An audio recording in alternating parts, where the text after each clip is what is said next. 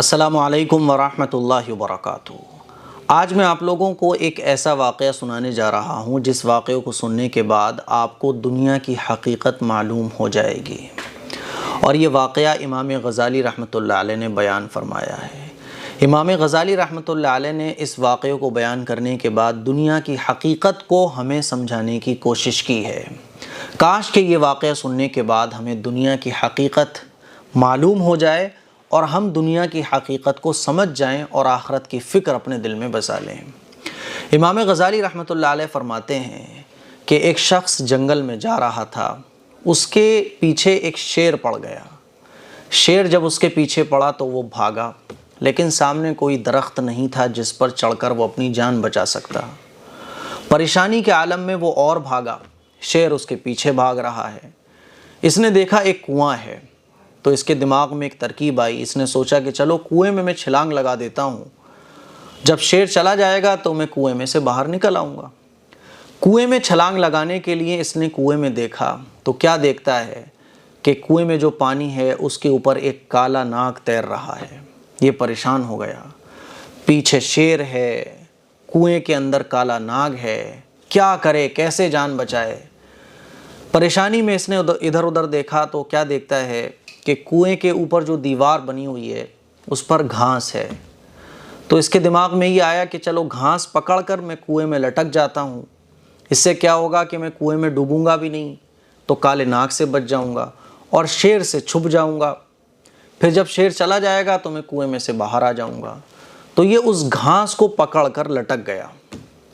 جب یہ گھاس کو پکڑ کر لٹکا تو اس نے ادھر ادھر دیکھا تو کیا دیکھتا ہے کہ دو چوہے، ایک کالا اور ایک سفید، دونوں چوہے اس گھاس کو کتر رہے ہیں، کاٹ رہے ہیں جس گھاس کو پکڑ کر یہ کنویں میں لٹکا ہوا ہے۔ اب یہ حیران ہو گیا، پریشان ہو گیا، بے چین ہو گیا کہ کیا کرے۔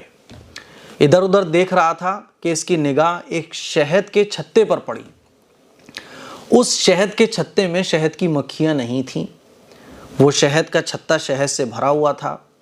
تو جب اس کی نظر شہد کے چھتے پر پڑی تو اس نے ایک ہاتھ سے گھاس کو پکڑا اور دوسرا ہاتھ شہد کے چھتے میں ڈالا اور شہد کے چھتے میں سے شہد نکالا اور اس کو ٹیسٹ کیا۔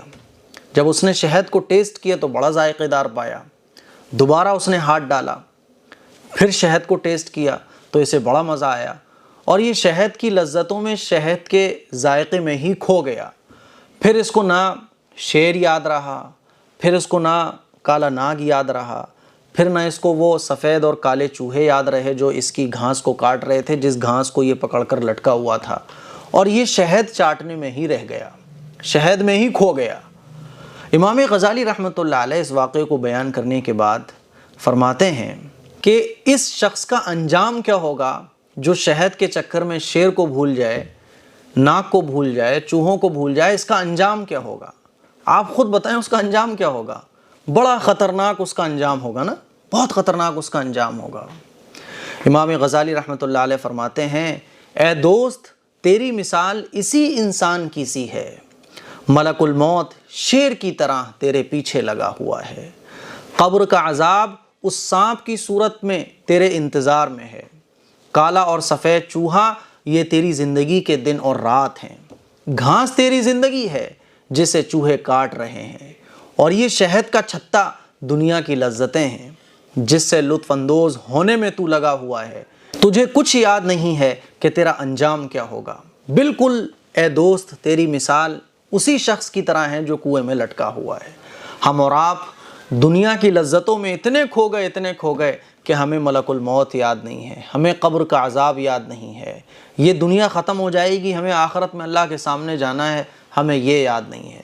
کسی کو مال و دولت کمانے کی لذت نے پکڑ رکھا ہے، کسی کو اونچے عہدے کی لذت نے کھا رکھا ہے، کسی کو بڑا بننے کی لذت نے قابو میں کر رکھا ہے، اور دنیا کی ان لذتوں میں ہم اتنے کھو گئے ہیں کہ ملک الموت جو شیر کی طرح ہمارے پیچھے پڑا ہوا ہے، ہمیں وہ یاد نہیں ہے۔